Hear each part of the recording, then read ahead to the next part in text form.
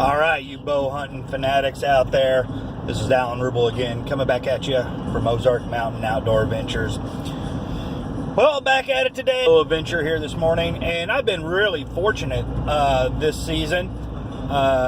Since 2014, I've basically been doing it all by myself, and I've been very fortunate this year to have Rocky on the team, and he has been a great help. So this is really the first time that I've actually had to go and do anything by myself this year, and boy, does he know how to pick them. This trip, we're going to be hanging the RedNeck stand, and man, I dread it. I dread it every year. I have had help with it over the years just because it is pretty difficult. Basically, we call it the RedNeck stand because, well, it's basically just a summit climber that doesn't have the safety bar on it, so it's really hard for me to climb. I hate climbing it, so I just decided to make it a permanent fixed stand.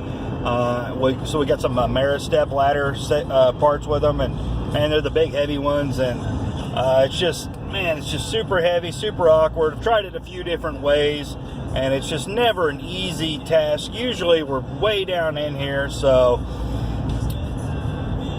it's just, I dread it every year. Out of all the trips that we do, out of all the jobs that we do every year, it is the single one that I dread the most. And just so happens that Rocky had some stuff going on and wasn't able to come with me, and this has basically been in my car all week, and I've just been putting it off. It's been rainy, and oh man, here it is, first day that I can put it in, and it's going to be about 85 today. It's 15 after 8, and it's already 78 degrees. So it is going to be a bear again.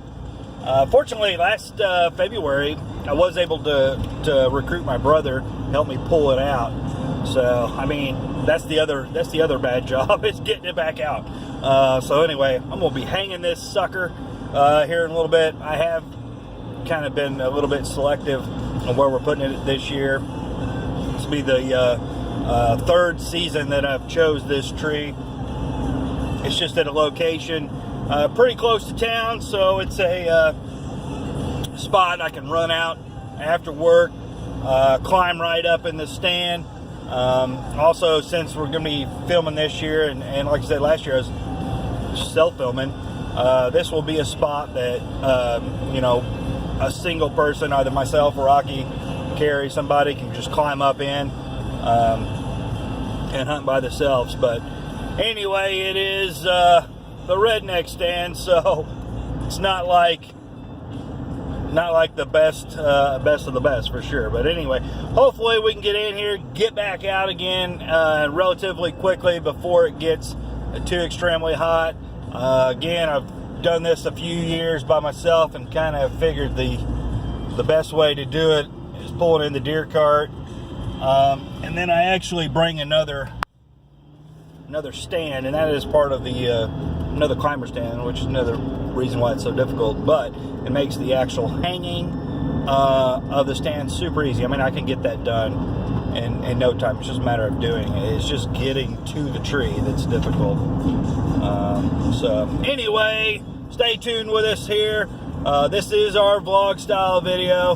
We got Wyoming trip coming up. We'll be leaving out next Thursday evening. And again, that's butting up right against the start of archery season here in Southwest Missouri. So we got a lot of things to do in a short amount of time. You see I'm sporting my Cook's Fatal Attraction deer scent today. I don't know who I'm trying to impress out in the deer woods, but anyway, stay tuned with us. We got some fun adventure coming at you here this morning.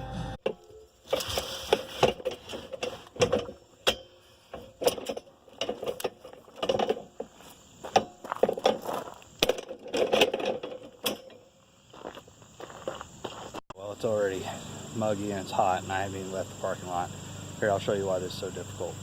As you can see, there's just quite a bit of gear packed on this deer cart. Still ladder pieces. The only light thing on there is that summit stand, and you know, it just takes up a lot of room, so you can't really secure everything well. But anyway, I'm gonna hurry up and get in there. It's already hot. Stay tuned.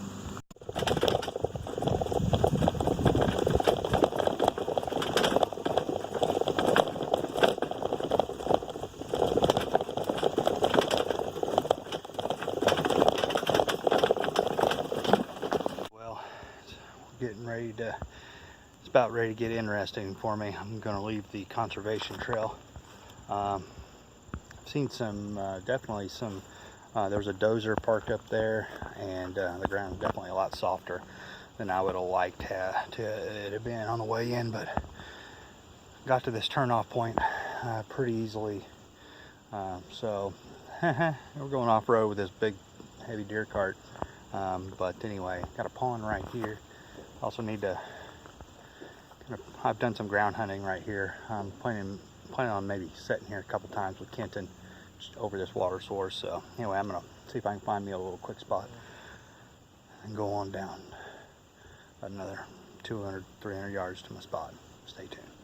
I'm down to my first tree location. I'll pass the pond. I'll stop there on my way back, but my first tree stand location, I think I started this spot in 2011, 2012, maybe even 2010. I can't remember when I first hunted this location, but this is the tree I hunted, and then I put a reflective marker on this tree. And the thing about it is so 8 years ago, this was a sapling. I just was like, where's my marker? And I was like, man, is this tree really grown this much? Check it out. First tree stand location. I've probably not hunted this in 3 or 4 years. This tree right here.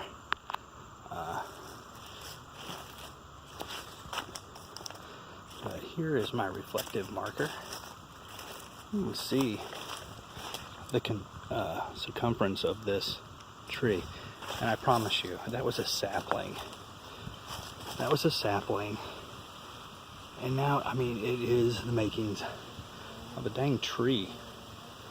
I was like, where's my little tree? Well, it's not no little anymore. I mean, it's grown quite a bit. Anyway, I just thought that was super cool and wanted to share that with you.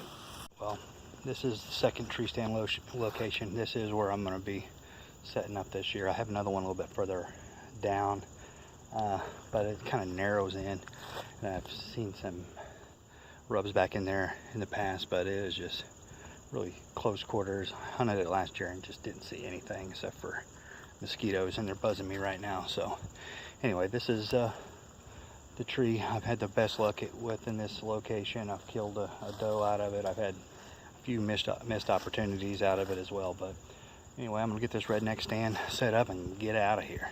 Right, here we go, redneck stand. And the truth,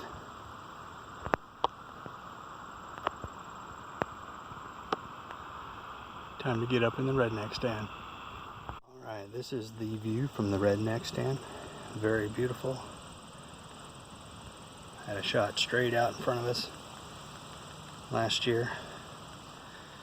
My rage broadhead opened prematurely. Missed it 40 yards. I've taken some shots down there. Anyway, looking good on time, but I'm going to hightail it out of here. I still got a long walk to go, and it's super muggy in here. Anyway, thanks for staying tuned with us today.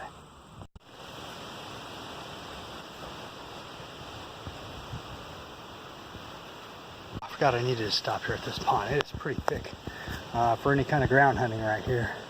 I hunted, I guess it was several years ago, sitting right here.